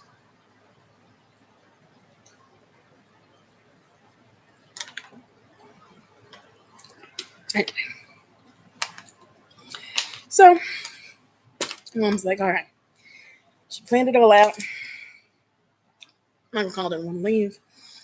But his daughter Kelly, or no, Mandy was coming to get him, pick him up. She had grandkids. And, it was like Matthew and Jacob. And it was like, yay, it's going to be positive, right? So he got in the car and then started driving. And then immediately started having shooting pain of his left arm. And then he ended up having a heart attack and he died. Barely even made it like halfway out of things. And so the mom blamed herself for causing that stress through the pressure of getting him out of that home that he did not want to leave the family and getting out of that home and changing his whole life. All that stress, she believed, pushed him to that. And so then she carried that guilt. And my dad did too, because he just did whatever my mom told him to do. And yeah, that was the first time they blamed each other. No, that was the second time. First time was my mom blaming with her dad, right? But convincing him that, hey, when I come back, you're going to the doctor, and then that's some Christmas thing. Yeah, she blamed herself for his death, blamed herself for her brother's death. And my dad blamed himself for the brother's death because he went along with it. So then my mom, she started having a lot of pains. They were thinking it's like, oh, it's gastrointestinal. Oh, it's lower back. Oh, it's this. Oh, it's that. Finally, they decided, oh, we're going to just do a whole hysterectomy and see, like, that'll fix things. So, 13 going, do the hysterectomy, and find stage 4 colon cancer, right? All of us up in there. Bad. If it was addressed properly a lot sooner, it would have gotten to that point. But they just misdiagnosed. Advocate for yourself. No matter what. Not even just in mental health. Advocate for yourself. Medical system does not care about you. They care about the money. Okay? Advocate for yourself. Because this ain't the only story that crap happens. So, not only is she already declining mentally and physically just from her mental, but from the prion disease that is what it is, right? She starts also now declining even worse with the cancer. And stuck like little Sanrio stickers all over her cane, and she was always having to hold on to me with her cane when she would walk and support. And even though, backtrack, my dad did have an affair a while back, right? So then they ended up getting a gun for safety, and then my mom would threaten to shoot him with the gun down every time she would be triggered by anything that my dad would do, even if it would just be like not moving the newspaper off the table, and saying that like mentally break down completely and say that she could shoot him down with the gun that's in the bedroom drawer and stuff like that. Constantly was her go-to for years. But they stayed together for me, even though they were going to get to a divorce, because I said that I wanted to go with my mom because I knew it would completely break my mom and kill her prematurely, and I knew my dad would live because he was strong enough, and I knew that I was on my mom's head and I was her whole world, and if I was gone after all her family was already dying off at this point, and I was like 9, 8, and we already lost a lot of family, right? Like I was already at least aware that she wasn't loud. They didn't sleep in the same bed. I mean, me and my dad would camp out on the floor and she'd sleep on the couch. It was just our childhood, or my childhood. There was no like sexual relationship there. There was no romance, love. It was nothing. And it was just like physically just her going mental over any little thing, like light switches or locking in the bathroom door or my coat being on the floor when I would drop it off at school, even if I put it on the back of the chair and it would fall to the floor. Suddenly I did the worst thing in the world. And she would just like get onto me, and because I had to be perfect, and then I would have a mental breakdown, and then she would start screaming at me to stop crying and hyperventilating, and then I would just cry and hyperventilate even more, and then I would go in my bedroom and I would wish for her to be dead, and then she gets cancer and she dies. So, you know, there's no guilt there. No, I carried a lot of guilt with that, and I still do a little bit. Let's just say that I like wished or manifested it, when I was younger. Not to mention, I also, should I jump ahead of this? That's already getting to be a long video, but I also kind of told, I'm not going to do a full stream on this. We're going to have to cut because it's going to be too long, but I'll definitely pick these back up just because I feel like I should finish it. I feel like someone's going to end up watching it. But, my mom, she was deteriorating, right? And all the family's dead there. So the aunts and the cousins, they moved. So even though they weren't even there, the great aunts and the cousins and stuff. So we didn't even have them. So really it was just God alone knew. And she was deteriorating and declining, and ultimately she would get to a point where she would be in hospital and she start to like lose the ability to communicate. She'd come like right onto the verge of like death. She would like write these like letters and or like or she was like saying goodbye, I love you, because she knew that she was gonna die, and then get to like so close to death and then pull back out of it. Right, this happened like maybe 3 times. But then it got to a point one time where she wasn't pulling back and she was getting even worse. And she was pulling out her IVs and she was pulling out her catheter and she was pulling out like the bile drainage cord. And she was just constantly trying to get out of bed when she couldn't even walk, without assistance. And she would fall to the floor, And so we started living in the hospital room with her. And I was sleeping on the floor. My dad had to stay up all night in the chair because, like, she would constantly be getting up and trying to whip out her IVs, and like nursing couldn't be there with her 24/7. And he just had to stay there and be awake, and he couldn't sleep. And he did this for like a week. And so finally, his parents, my nana and my step grandfather, came down to the hospital, and they were going to stay at the house. And I was begging my dad. I was like, just go home and sleep, right? Because I had gotten to a point with my mom where I was terrified of her, because she was no longer my mom. She became like this weird like monster in my eyes. And it sounds cool, but when you see someone who's your parent act in this behavior and become someone who can't even like speak words anymore and is constantly trying to rip out everything from their body and is trying to get up and walk and like fall and is like screaming and like just not there, and your dad's like saying hold her hand, and I feel like she's not my mom. I'm completely detached from this person. This thing, it becomes like a thing, it became like a monster, something like that's trying to imitate my mom in this hospital bed. Like, if she touched me or anything that she did touch that I had to touch, I had to sanitize because I didn't want to catch what she had, what this thing was, whatever it was. Like, that's how my brain was working and operating, and I was 13, right? Going on 14, I guess now. And at the same time, I always struggled with obesity. And I had just weighed 200 pounds, and I knew my dad weighed 178 at this time. So I had weighed more than my father now. And so I needed some level of control back with my mother dying and getting this state and not having my mom anymore. And everything just falling apart like it was. I needed some level of control. Could not just way more than my father. And so I started deciding that I was going to start starving myself and chewing and spitting food. And that's how I was going to manage to lose weight. And that was how I was going to like cope and also gain a sense of control back. And I always remember the day that I decided I was going to start doing that. That's when my dad had to go and get the dang Philly cheesesteak subs. We were talking about getting out of this sub place for like the past like months that my mom had been at that hospital, like on and off, right? And I was so like mad at myself. But I couldn't go back on my words. So I chewed and spit the whole thing.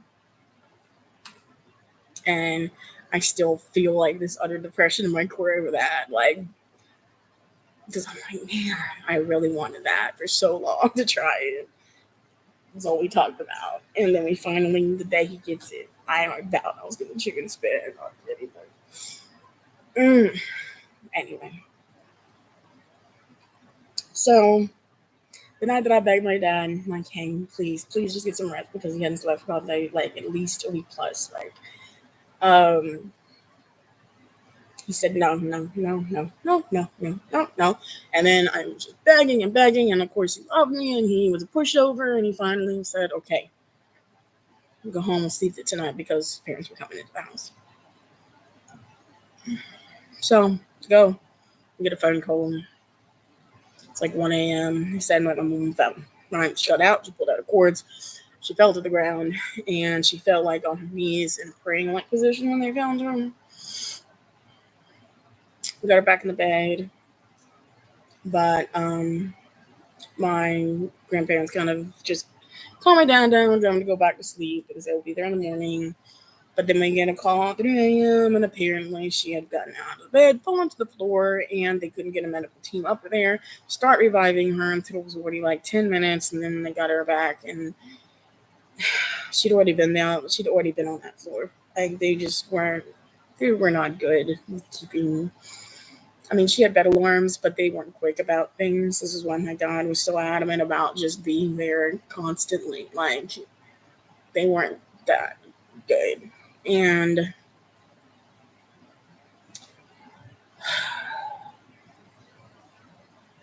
she was sent to the ICU, but she was like vegetative basically, like, and all her signals were just slowly just lowering, like every vital, ran her heart rate, her pulse, her blood pressure, and all the vitals just decreasing slowly. So inevitably she was gonna die. So we get to the hospital, of course, and my dad's just looking at her knees that are bruised from when she fell the first time. And he's rubbing him and he's saying, I'm so sorry. So sorry. Because he did that to her in his mind. By not being there. Sorry. It's just it's those little moments, you know. And he said he's just asking me just hold her hand. That it was hard. I was scared still. I'm scared. I still didn't see her. It's like, Mom, it is so weird how disassociated that my brain had gotten right. Completely just disassociated. This is my mom anymore, you know? And to hold her hand, it just felt scary. It felt scary, and I think a lot of it also was just knowing that she's gonna die, and it was a protective thing too. But I didn't. But is she aware? Who knows? Probably not. Even though people like to believe that they are. It's not. I mean, I don't mean to be bad, but it's more of just like a hopeful idea. Anyways, my dad didn't. Well, her sister came down with her husband, and they were there. But my dad didn't want me to see my mom die. And her sister said her goodbye, but she had the kids, and they had to go back to the motel because she didn't want the kids to be there when mom died either. And it was kind of like a protective thing, I think, for just the kids in general, right? Because we were all young still. Even my older cousin's just like a year older than me. So,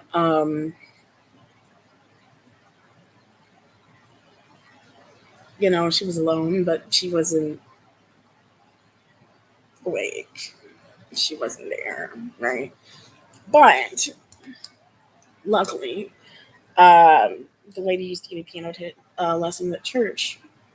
Heather came right at the time that I had to sit next to her when she coded out and died. So she wasn't alone. And at church meant so much to her, and Heather was a good friend.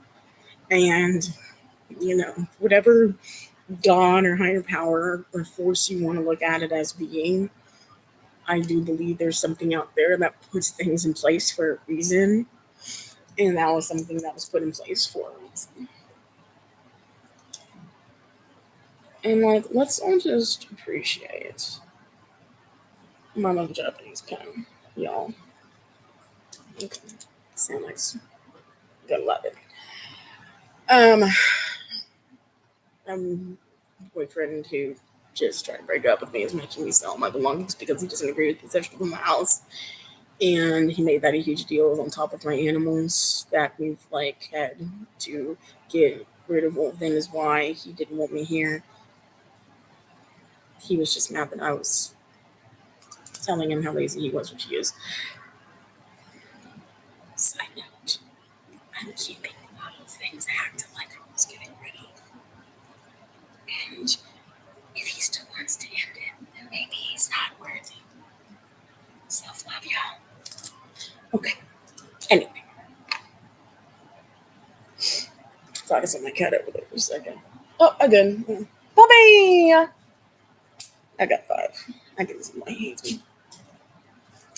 His dog is the size of 20,000 of my cats, so his dog has destroyed 90% of my possessions by chewing them up. His dog destroyed this whole house. Have you seen things that look destroyed in the background? It's the dog. It's not. It's his dog. Yeah, if anything, I should be threatening her to that though. Gotta advocate for yourself, baby. Anyway. Trying to make it work, y'all. Yeah, see how that goes. My horrible credit that I brought him to myself from being with a drug addict that I took care of for 5 years and just ruined every ounce of credit for just getting money to get by in life and take care of some who do not live to think over themselves. I put myself in the position that I'm in, so if anything, if I end up in a state where I have to get rid of all my animals and all my possessions because of that, and I'm kicked out of this house because I'm too please Queen sometimes with me, and he won't lift a finger. Hey, I did that to myself, so I got to take accountability for my own actions and mistakes too. You know.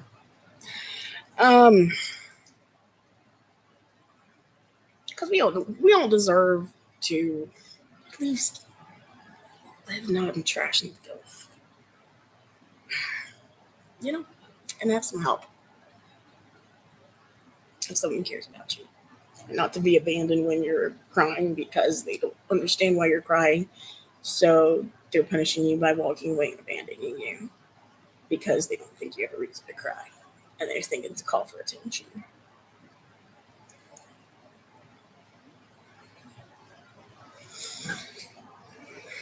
I think he's schizoid and autistic though, so you can't take that as credit. We all got mental health, baby. It's 2024. So I'm gonna wrap it up here before it's 2 hours long. So going to basically the point of when eating disorder starting, still dealing with selective mutism, dealing with deaths my whole entire life, dealing with SDI for years, on and off every other weekend.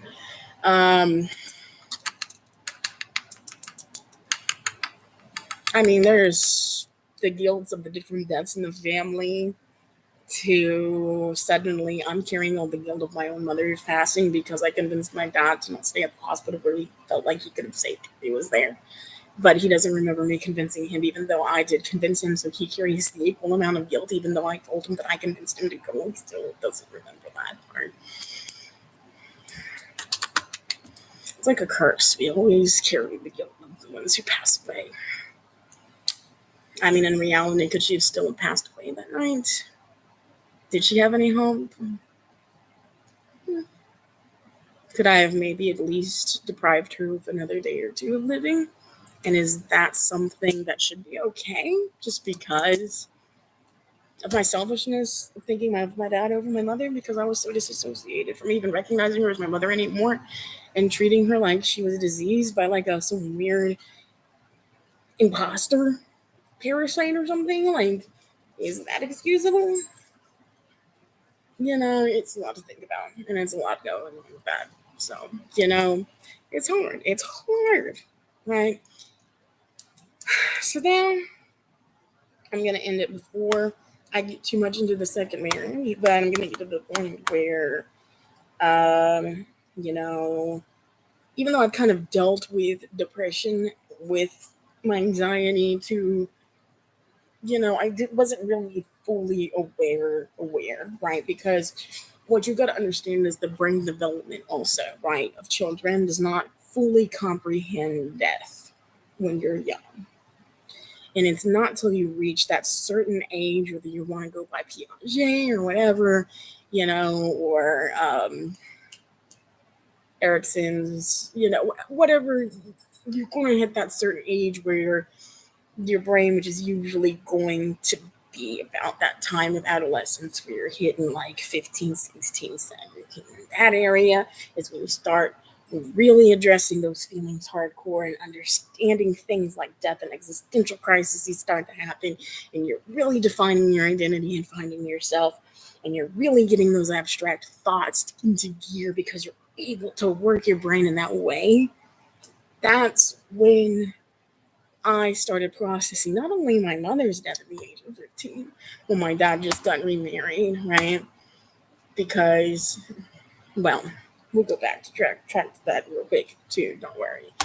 I started processing not only her death and recognizing it and realizing it and feeling all that grief that I was just numbing out, blocking out, and disassociating from, right? But every single past family member that I grew up and was raised with who died before my eyes every single year, I was processing all that in a floodgate that was just boom, boom, boom, boom, boom, boom, boom. So not only did I lose one, and I was finally processing that with my own mother, I was processing every single family member that I grew up with that I watched slowly die since the age of 5 years old. That's a lot.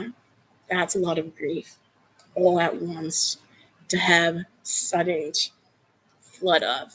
And not only that, to suddenly feel the guilt of not appreciating them, not being able to have conversations with them, not being able to tell them things like you loved them or thank them, or just, because of my selective mutism and my social anxiety being like that, right? To 110. So I was in rough terrain coming up, okay? So mom died. I was just immediately like, I don't care about belongings anymore. I don't care about my objects anymore. I don't want anything. I don't care. Right? Nothing mattered anymore. Right? So I'm starting to hit that whole disassociating point, right? Where possessions didn't even mean anything. And I wanted to like immediately go back to school and try to ignore it, but they wouldn't let me. And so since I couldn't run away with it, I kind of had to like sit at home, and then that built up my anxiety to even return back to school and face these people who are like classes who had sent cards saying like, rip your dead mom. And it's like, I don't want to face those people. I don't want to hear like, I'm sorry for your loss. Like, it was bad enough with my other family members when they find out. I don't want to have to go over this with my own freaking mom. But I had to go back because after 14 days, they were threatening to cause legal ramifications, which guess what? They don't even do that in the school systems that I worked for. They just let you skip. They didn't even try. It's too much work. Too many kids don't show up. So they just let you pass too. We're in a whole new day and age now. Well, anyway. other issues, other stories, other side notes. Before I got to that whole, you know, mental thing, after my dad remarried, you got to realize that my dad supposedly was most likely already talking to this other woman and her child while my mother was dying of cancer through Match.com or eHarmony. eHarmony. It was eHarmony. Oh, it was eHarmony. They wanted to do a whole commercial for them, eHarmony, and they loved the fact they met on eHarmony. Why I thought, I don't know why I said Match. This last one was Christian Mingle. Now that's a real gold mine right there. If you want to find someone Christian who's really just a big old C word, craphead, go to Christian Mingle. They're not a Christian. They're a craphead. No, there's good people on there, but not this. Not this last stepmother. Not even the second stepmother. She was abusive, and she was also jealous of my relationship with my father because it was like me and him against the world, and he only had now because my mom was dead, and I didn't have a family, and like they all dead, and I didn't have any friends because I had social anxiety that was like super, super high because of my selective mutism, and I didn't have the ability to really make friends, and yeah, I just isolated, and I would just talk to my dad and only my dad because it's like the only person I felt comfortable talking to. And I immediately hated the adopted foster kid that I had. That they was adopted, that was in foster care because she had so much mental health issues, and she was so like I just couldn't stand how overwhelming it was because she clung to me like a shadow and would like just jump on my back and would not leave me alone, and like I was so overwhelmed. And, I think that, not only is that just obnoxious, right? I wasn't used to having a little sister. And on top of that, she had a lot of issues with her own mental stability. Um, I don't want to say that it's BPD because she actually gets benefits off mood stabilizer medication. So I think that it is bipolar stuff going on there, mixed with BPD, mixed with trauma from being molested at 3 by her own bio dad, and having drug addicted parents who were drug addicted when they gave birth to her, then only predisposed for other brain issues that created addiction issues later on. And then she went back to them and got addicted, and that's a whole other future story. But she's amazing now. And I'm so proud of her, by the way. And she's love her to death. But at this time and moment in time, it was overwhelming, right? And I just wanted to go be alone and hide and just isolate because I'm so introverted and just isolate away from the world and the situation and everything at hand. And I was just not wanting anything to do with this. And I was like, I hate this kid. I hate this kid. I've never thought I could ever say anything like that about a kid, but I hate this kid. She's too much. She's too much. I can't deal with this. It's nothing. I don't see it as anything against her, and I definitely don't see her as like evil or anything. It was just overwhelming as an individual because of how much struggles and issues I already had with my own mental health. And she was already like at 150 with her energy and everything, and her mood and her instabilities on her own. That nobody would even keep her as a foster kid because of her mental health issues. And medications just weren't enough. And she was on like every antipsychotic under the sun. But because my second stepmother had issues of MLLESDI, by her own bio dad, who actually murdered a man and stuff too. That whole situation ended up being a pastor, turned gay, welfare came. But anyways, yeah. So apparently my dad was already like building this relationship and building this escape plan, and so then immediately we were like already going to see her. And then like at the next month after my mom had died and the funeral, Ronnie's like going to take a visit to go see this other woman and her kid, and then propose the next month after that to get married. And then after 6 more months, we already moved into their home. Guess how long that worked out? Not even a year before he already hated her. But she also wasn't good. My dad was perfect, obviously, but she was also very controlling and wanting to give him an allowance of like $10 a week and say that's all he can spend. And even though my dad worked part time, she worked full time. She was bringing in the money. He brought in debt to the whole situation, and she had to pay off his credit cards. And so she held a lot of just like,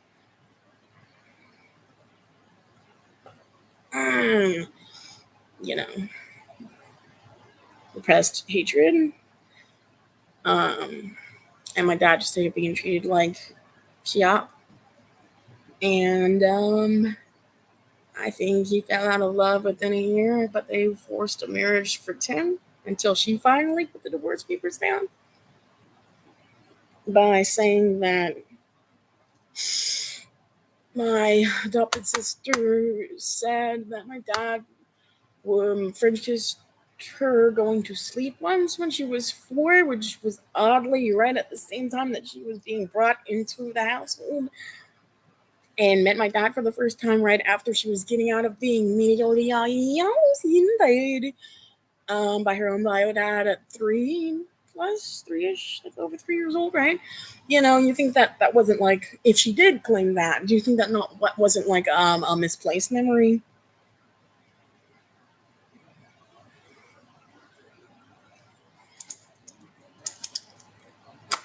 It was an excuse, in my opinion, to get out of the situation that she didn't want to be in anymore. And she was a good Christian and couldn't just be like, I just don't want to be with you. You know what I'm saying? Now, this was said to be going on more than just like once at 4, and was going on like through her teenage years, like early teenage years, like because then, hallelujah, there was more going on there, right? But once at 4, right after that same period when she was removed from the home because of the immediate of her own bio dad, saying she was friend because it's a sleep one, or maybe it was a couple times, whatever. Like I don't know, but I just remember one. But that's like heard from my dad and being told that, and you know, I don't believe my dad to do that. I think it was a mismemory. Can I say that 100% fact? Dad could have done it, but so I personally, I don't think that was the case because it makes more sense that it was a misplaced memory. Because why would he not continue doing it? Or why would my stepsister immediately be wanting to visit him and see him and keep a relationship with him and not understanding why he didn't want anything to do with her anymore because of the fear of having charges pressed against him? If anything, this whole thing that my second stepmother claimed, whether, if it was true, then F, right? But considering my sister wanted a relationship still with my dad and didn't understand why it wasn't working out like that, makes me feel like there was a huge gap there and what she was aware of and understanding of and the reality of what was going on, right? And I will have that conversation one day with probably both of them, but at this time, I'm just grateful to have them in my lives and have forgiven the pain that I was caused by, by my stepmother, which I'll get into later in the next video. But I'm not in the right place or time in my opinion yet. But I will get there one day and ask. I mean, even if it was a blatant lie, I'm like, whatever, at this point. And that's between you. That's between you and him. And that wasn't that choice. But that wasn't a direct attack against me. So honestly, I should have split up 9 years before that. So, but was that the right way to go about it? No. If it was a lie or if it was something that she speculated, probably was just a misplaced memory. If it did get stated, right, and she didn't investigate further, she was just eager to get out, and I don't blame her because my dad has been eager for 9 years prior and vented to me every day of my life for those 9 years that he could about how he wanted to get out. and hated it there and how he was treated like a child. So unhealthy. Not to mention the abuse that I was put through, which was more psychological, emotional, mental stuff. It wasn't anything physical. But psychological, emotional, and mental. Honestly, I'd rather get punched in the face, y'all. I think most people would probably say that if you've been through it, right? Not been through the ringer of it. So I'm gonna leave at the part of where we are there at the beginning of the second marriage going into place, and yeah, I'm gonna send this to. I'm gonna see if I can edit that one word out that I know is gonna completely cause this video to be flagged. And besides that, this is part one of my life, ending at age. Well, I'm still 14, but yeah. And this is just like not even that detailed. I'm just trying to hit the main points. So, yeah, nice meeting you. And if anybody ever does watch this, cool. Hope it helps. Hope you learn something. Hope anything. If not, maybe it's entertaining. If not, still cool. Thanks for dropping by. It's okay.